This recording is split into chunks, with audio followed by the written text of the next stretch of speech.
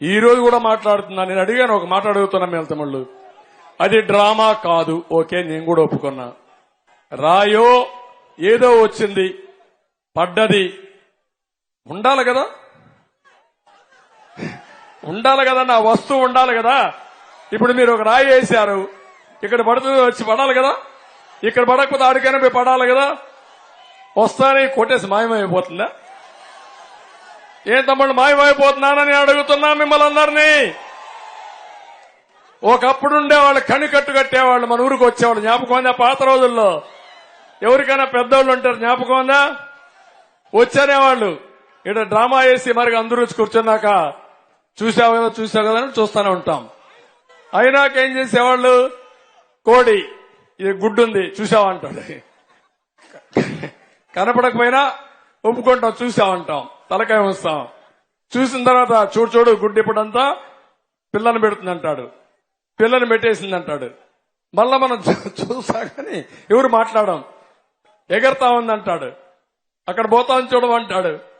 చూస్తాం, కనపడదు, అది కనికట్టు. మ్యాజిక్, ఇప్పుడు లేటెస్ట్ స్టేజ్ లో మ్యాజిక్.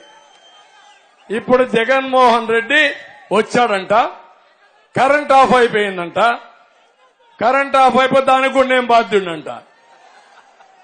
ఎవడి ప్రభుత్వం? నీదా నాదా ప్రభుత్వం?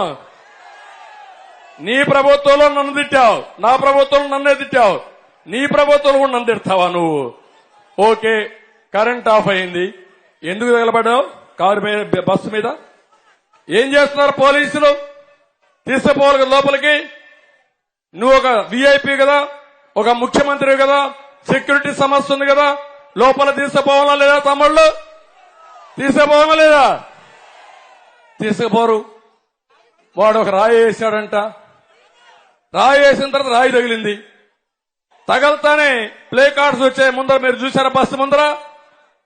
నా మీద రాస్తూ 5 నిమిషాల్లో ప్లే కార్డ్స్ బస్సు ముందర ఉన్న ధర్నా. డ్రామా కాకపోతే ఏంటే? డ్రామా మాస్టరు, నీ డ్రామా కథలు అయిపోయినాయి, ప్రజలకు తెలిసిపోయింది. ఇంక నో మోర్ డ్రామా.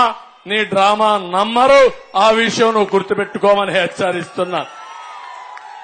ఈ డ్రామా కంపెనీలు డ్రామాలు మానేయాలి. ప్రజా సమస్యలపైన పోరాడు.